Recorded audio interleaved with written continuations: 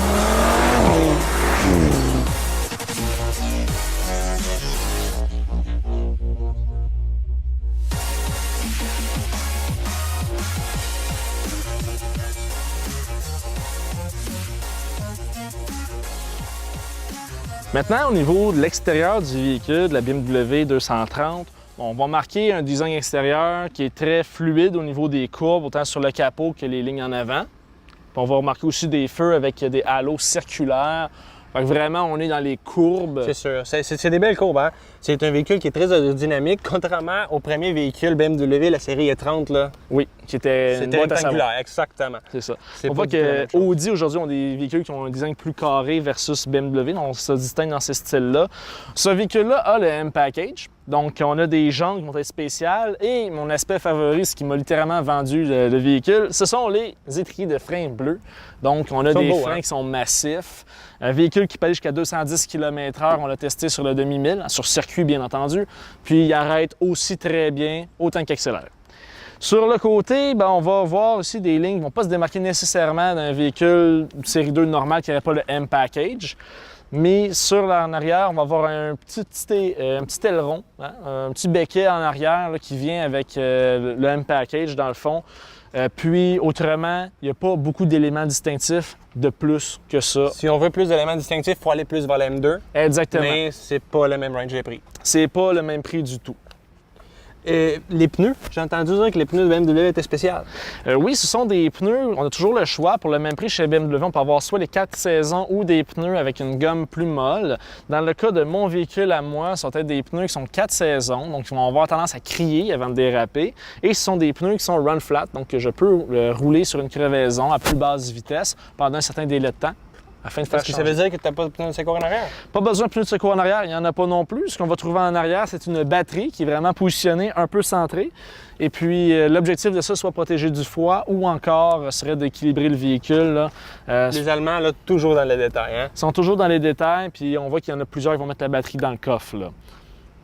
On va parler maintenant de la RS3. Oui. Puis j'aimerais ça te dire, JP, c'est la première fois qu'on l'a en Amérique du Nord. Donc, on a plusieurs modèles de la série RS. C'est la première fois qu'on a la RS3. OK. Puis bon, elle est un peu moins chère, quand même très chère, là, mais elle est pas mal plus accessible. Oui, Donc, la exactement. RS3, Mais si jamais on n'a pas les moyens pour une RS3, on a toujours l'option S3. c'est sûr. Qui donne aussi des il y a très bonnes A3, performances. Il y a même A3 si tu veux, mais on s'entend Ouais. que c'est pas pareil. Hein?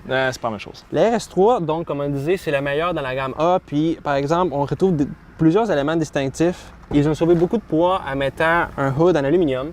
OK. Il y a beaucoup d'autres éléments en aluminium, par exemple, les miroirs. Oui. Les Allemands là, sont tellement bons à sauver dans les petites microgrammes, là, que même les miroirs sont en aluminium. Cette composante du moteur aussi, je pense. Oui, même les moteurs en aluminium, Ok. les 5 cylindres, comme on parlait tantôt. Les jantes, aussi, c'est des jantes particulières à la RS3. Et on vient ici voir des breaks. Le système des freins là, est vraiment particulier à la série RS. Avec autant de puissance, il faut être capable de freiner vraiment bien. Oui. On voit aussi que les pneus qui viennent avec ces véhicules sont des pneus qui sont très agressifs. Oui. On On voit utilise que la pas juste- gomme est usée. Là. Exactement. On n'utilise pas le véhicule juste pour amener les enfants à l'école. Hein. On l'utilise pour aller à la piste, pour se faire du fun. Donc, on veut que l'auto colle. C'est ça. Si on parle se quand même de pneus qui ont moins d'un an d'usure. Ouais, puis c'est sont ça. Un déjà- été d'usure, puis sont déjà finis. C'est ça. Faut prévoir un petit budget pneus si on veut C'est ça. s'amuser. On peut ne pas s'amuser et avoir les pneus pendant 3 ans, mais On c'est n'achète pas un difficile. véhicule de même pour pas Exactement. s'amuser. là. Si on se regarde des côtés, on a des arcs, des roues qui sont beaucoup plus agressifs que d'habitude. C'est les petits éléments distinctifs qui rendent l'auto beaucoup plus beau visuellement parlant. Sur les côtés, on ne voit pas beaucoup d'autres éléments distinctifs. Par contre, si on se déplace vers l'arrière, encore une fois, on va voir un aileron, un petit aileron qui nous aide avec Ouais. le L'aérodynamisme dans le fond Exactement. général de la voiture. Puis c'est un petit ajout cute, qu'on va dire. Ça Puis, ajoute au design. tant qu'il est en arrière, on peut aussi se rappeler le système d'échappement, là, c'est magnifique. Puis, comme tu mentionnais dans la BMW, la batterie est aussi en arrière dans OK. l'Audi, ce qui nous permet encore une fois d'avoir une belle répartition du poids. C'est ça qu'on veut quand on fait de la piste. Hein? On veut que le Exactement. ça soit stable. On veut que le véhicule se comporte bien dans les courbes, on veut que le véhicule accélère rapidement, puis on met tous les éléments qu'il faut à la bonne place. Exactement. Donc on pourrait dire franchement que c'est un véhicule qui coûte plus cher, mais on en a pour notre argent parce qu'il n'y a pas beaucoup de véhicules sur le marché de 400 chevaux. à ce prix-là. Exactement. Je suis bien d'accord.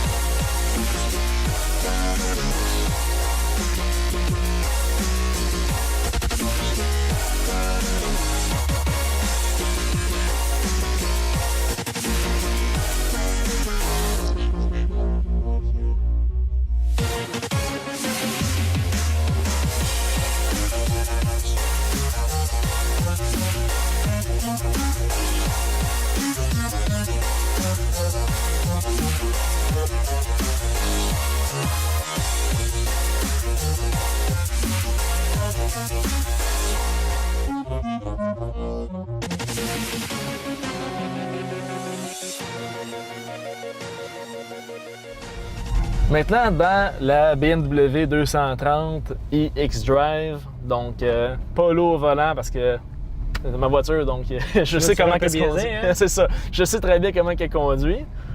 Donc, on va se promener un petit peu dans les rues de Montréal. On va avoir des rues plus douces, des rues avec plus de nids de poule. Fait qu'on va avoir la chance là, de vraiment vous donner un bon aperçu là, de la suspension puis de la qualité de conduite en ville.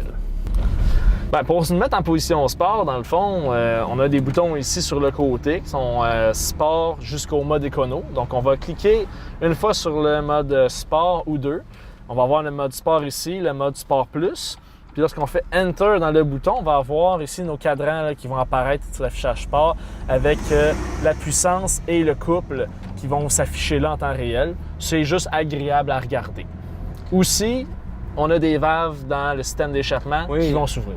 Puis surtout quand on va, mettons, frapper le 4000-4200 tours minute, puis on relâche l'accélérateur, c'est là que vous allez entendre là, des petits backfires. C'était assez agréable. Peut-être pas autant que la Audi qu'on a essayé, sûr. mais chose certaine, au moins on a un son d'échappement qui est Le plus plaisir sport. de conduite est là. Exactement. L'auto, étant donné doté d'une transmission CDF à 8 rapports, Oui. il change très vite. C'est surprenant. D'habitude, on va vers des transmissions de type dual clutch, quand on va avoir des transmissions qui vont changer vraiment, vraiment rapidement. Mais ici, on peut observer que quand on se met en Sport Plus, les changements de vitesse sont faits vraiment, vraiment rapidement. C'est quelque chose qui est surprenant. Les technologies des boîtes automatiques ont évolué vraiment beaucoup. C'est vraiment, vraiment le fun. Ça, c'est un aspect que j'aimais, sans parler d'être biaisé, mais que je trouve que BMW, ils l'ont bien maîtrisé, ça. Là. Quand je change les vitesses, il faut l'essayer pour le comprendre. Il n'y a pas de délai. Quitte à donner un coup, si jamais vous shiftez mal, on pourrait dire ainsi, vous pouvez mal shifter, ça va donner un coup. Donc vraiment, ça ne permet pas. Là. Comme en Sport Plus, par exemple, le contrôle de traction il est complètement enlevé. Donc, à ce moment-là, pèse sur l'accélérateur, donne un coup de volant, vous êtes capable de faire débarquer l'arrière du véhicule assez facilement. Donc, vraiment... c'est très intéressant. Puis, ce qu'il faut tenir en compte, c'est quand on se met plus en mode confort, même en mode sport, l'auto, c'est facile à conduire. On se sent tout de suite en confiance. Et on n'a pas l'impression qu'on va échapper le véhicule. On se sent jamais en peur. On a toujours l'impression qu'on maîtrise le véhicule. C'est qui est le fun, parce que ça nous permet d'aller chercher un peu plus les limites du véhicule. Quand on a peur, on a moins de fun. Comment tu trouves la précision du volant, la tenue de la suspension dans la ligne de poule? C'est sûr qu'on est dans une auto allemande. Oui. Donc, précision, c'est quelque chose qui est comme par défaut. Hein. Je trouve que l'auto est très précis, la direction est très agréable. Il y a un bon poids, donc c'est pas léger, mais c'est pas très lourd non plus. On se rappelle, on est quand même en train de conduire un BMW 230. On n'est pas en train de conduire un M2 ou un M4. Donc, on s'attend pas à avoir un poids très grand. On s'attend à quelque chose qui est quand même confortable pour aller tous les jours au travail. Cependant, il y a quand même une certaine pesanteur, quelque chose qui nous met en confiance. Ouais. Les volants, c'est quelque chose de très beau. Ça fait partie du M-Package, j'imagine? Oui. Est-ce que tu le trouves un peu massif? Oui. C'est un beau volant pour conduire. Moi, ce que je trouvais au niveau de la différence entre l'Audi, c'est de dire on a un volant qui est très gros en main. Parce que l'Audi est un volant qui va nous rentrer plus à l'intérieur. Dans les deux cas, c'est confortable, mais c'est vraiment un feeling différent. Oui, c'est pas pareil. Bien d'accord. On va passer maintenant à l'intérieur de la Audi RS3. On va démarrer. C'est un bon bruit, hein? Même de l'intérieur, on entend super bien. Ah oui, puis je suis certain que le monde de l'extérieur, en arrière de la voiture, vient de l'entendre démarrer. Exactement. Les voisins, le matin, là, eux autres... eux aussi, ils vont l'adorer. Ça, hein? Ouais. Il y a déjà le feeling du petit pommeau de vitesse ici, circulaire. Ça fait sportif, ça donne un peu l'allure comme une transmission manuelle. Donc, à manipuler, elle est très, très douce. C'est assez agréable. Donc, allons-y. L'intérieur de l'Audi RS est vraiment simple comparé aux autres Audi de la gamme RS. Donc, par exemple, si on compare l'intérieur contre la BMW, on voit qu'ici, il manque beaucoup de boutons. Par exemple, l'audio à place d'être ici, c'est très neutre. Il est dans le centre de la console. Donc, c'est les petits boutons ici qui vont nous permettre d'augmenter le volume, descendre le volume, etc. Avec les autres contrôles qui vont nous permettre de se déplacer, choisir les différents menus. Comme vous voyez en ce moment, il n'y a pas d'écran. Il est où l'écran? Il y a un bouton qui est très pratique, qui nous permet de sortir l'écran et de le rentrer quand on en a besoin. Comme tu peux t'en douter, quand on est en train de faire de la conduite très sportive, on n'a pas besoin d'avoir l'écran, on voit juste en avant. En plus, comme que vous avez vu, les clusters en avant du conducteur, il a suffisamment d'informations. Le tableau de bord, on peut tout changer là-dessus. On peut changer les modes de vue comme je le fais à présent. Donc, on peut voir différents affichages. Ça peut être aussi du GPS, d'autres affichages. Fait qu'on a une belle variété là, de possibilités. Tout ce qui s'affiche dans l'écran central, ou presque, je peux l'avoir dans le fond à mes yeux. Là. Donc, si on fait un parallèle avec ce qu'on avait vu dans la BMW, on a aussi plusieurs modes de conduite.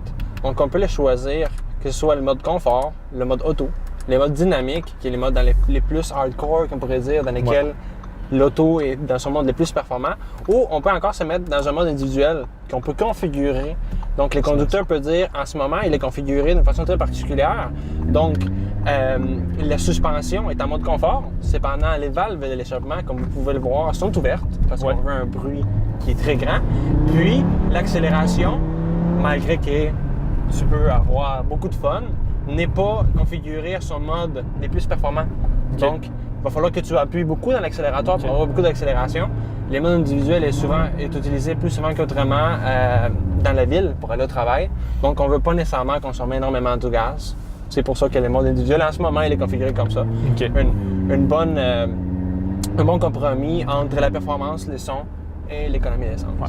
Je remarque certaines choses au niveau de la conduite. D'abord, le volant ici avec un petit fini Alcantara qui est très agréable à tenir. Oui. Donc, même quand on a les mains moites, là, ça se tient très bien. Volant qui est une circonférence un peu plus petite que celle de la BMW, avec un qui est biseauté là, à la fin. Ça me donne un feeling très sportif. Au niveau du passage des vitesses, on était en mode plus traditionnel, standard, confort. Puis le passage de vitesse va se faire un peu plus lentement que sur le BMW. C'est ça. Après ça, on l'avait mis en mode sport, parce que là, le passage de rapport est extrêmement rapide.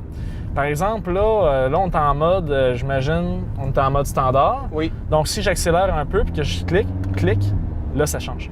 Je clique.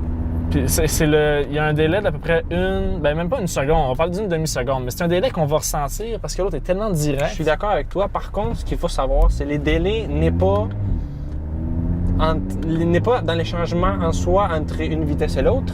Les délais, c'est entre qu'on clique et que la vitesse s'est fait. Exact. Donc, les c'est changements, l'électronique qui décide. c'est ça, l'électronique. Les changements, c'est fait vraiment rapidement. Quand une gear s'enlève et l'autre vient se mettre en marche, c'est vraiment rapide parce qu'on parle ici d'une boîte à double embrayage. Ouais. Juste que, comme tu mentionnes, il y a un certain délai entre le fait qu'on appuie sur le paddle, puis l'action se fait. Exact. Puis ce délai-là, on peut l'enlever tout simplement en mettant le véhicule en mode plus sport. Donc, c'est la seule façon qu'on peut l'enlever. Parce que sinon, même la réponse de l'accélérateur, lorsqu'on pèse sur l'accélérateur en mode confort, on va avoir une réponse qui est un petit peu plus lente. C'est ça qu'on cherche. On cherche à avoir plus des conforts. C'est quand même très intéressant. Exactement. Je dirais mode confort pour mode confort. Le mode confort BMW va être plus sport, mais on va avoir une moins grosse différence entre un mode confort et sport chez BMW versus ce véhicule-là qu'on a une très grosse différence. Il n'y a pas vraiment des liens directs entre les moteurs et les roues. Dans la transmission à double embrayage, on a vraiment deux embrayages, un peu comme dans une automobile manuelle. Cependant, les changements de vitesse sont contrôlés par un bras mécanique robotisé. Donc, il y a vraiment un lien physique entre les moteurs et les roues, ce qui fait en sorte que, c'est un petit peu moins confortable et les changements sont en fait un peu plus rough. Mais ça vient donner un sentiment un peu plus sport, je trouve. C'est sûr que dans la vie de tous les jours, si ce que tu veux, c'est juste être confortable puis aller porter des enfants à l'école. Tu fais un mix, là. T'en as pas besoin de cette feeling des conduites. Par contre, quand qu'est-ce que tu cherches, c'est quelque chose de très sportif, je trouve que c'est roughness des doubles embrayages, là, c'est très le fun. Ça rajoute un côté sport. C'est ça, parce que les vitesses ne passent pas toujours de la même façon. Ça fait une petite surprise à chaque fois, versus quelque chose qui est très prévisible. Exactement. C'est l'art. C'est de l'art, là. Puis aussi, on roule en ville là, depuis un certain temps. On a pris des nids de poules. Je dirais que le véhicule en soi est assez confortable. Peut-être que les sièges, nous autres, dans la BMW, on peut ajouter des sièges pour offrir plus ou moins de soutien là, au niveau de quand on va prendre des courbes. Ici, les sièges offrent un soutien qui est bon en tout temps. Mais on ne peut pas ajuster vraiment pour avoir nous tenir comme dans un camp de baseball. Il y a quand même quelques contrôles sur les côtés qu'on peut jouer avec, mais ces sièges-là en particulier, dans ces modèles-ci, c'est pas les meilleurs sièges d'Audi. Il y a des sièges d'Audi qui sont vraiment plus confortables et qui ont beaucoup plus de contrôle. Il faut dire que les sièges sur lesquels je suis assis en ce moment, il est manuel. Donc, si je veux l'avancer, le reculer, c'est une épouse électrique comme dans la BMW, il faut que je le fasse manuellement. Cependant, quand on vient sauver beaucoup de poids, quand on vient avoir... Quand ce qu'on cherche, c'est un feeling de conduite du sport. Moi, personnellement, ça ne me dérange pas d'avancer et reculer mon siège à la main. De toute façon, c'est autant rapide. Ça change pas grand-chose, mais ça vaut la peine de le mentionner. Oui, là, c'est sûr. Bien, c'est quelque chose que ça peut surprendre quelques-uns. Au prix du véhicule, avoir un siège électrique, les mondes s'attendent ça par défaut. Mais c'est ça. Nous autres même, on a fait un peu le saut quand on a cherché les boutons de siège. Moi, personnellement, c'est vraiment pas quelque chose qui est important pour moi. Moi, ce que je veux quand j'achète un véhicule comme ça, c'est le feeling des conduites du sport. Puis là, complètement.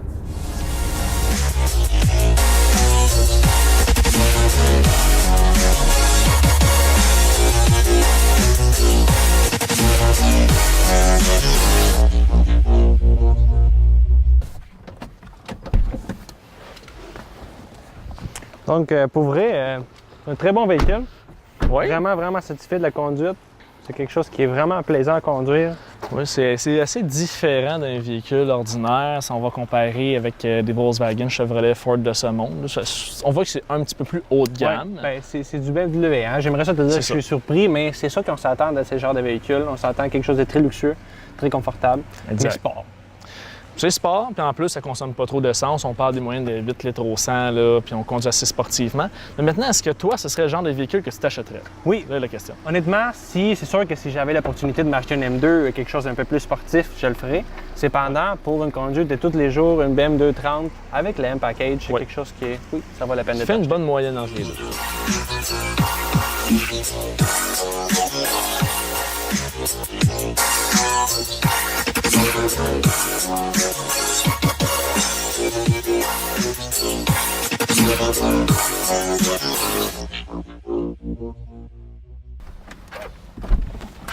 Donc, Jean-Philippe, qu'est-ce que tu peux me dire de cette automobile? Bien, cette automobile-là, moi, je dirais que la conduite, first, est vraiment très agressive. Donc, on a pu le voir là, en mode sport. C'est un véhicule qui va décoller. Là. Les 400 chevaux sont présents. La tenue de route, somme toute confortable. Moi, j'aurais aimé ça être capable d'avoir encore plus de soutien des sièges. Puis en mode confort, j'aimerais ça que la transmission réagisse un peu plus vite. Par contre, le mode sport, il vient rechercher le reste, puis c'est un véhicule là, qui a un son phénoménal. Écoute, pour le prix. Oui, c'est ça. Est-ce que tu l'achèterais? Moi, je dirais, je ferais un peu comme ma propre voiture, c'est-à-dire, j'irais pour la location. Est-ce que je prendrais possession d'un véhicule comme ça? Oui, pour le rapport qualité-prix, est excellent. Mais moi, je suis plus dans la location, dans la mesure où l'entretien, tout ça devient onéreux, puis on est des amateurs de voitures, on change nos chars souvent. 2 ans avec la même voiture, nous autres, c'est long. Fait que c'est sûr que j'irais pour la location. Mais quelqu'un qui voudrait dire, OK, je vais l'acheter, je vais la conserver longtemps, écoute, c'est le premier RS3 qui est arrivé au Canada. Je pense que c'est un achat aussi responsable. C'est un véhicule à garder.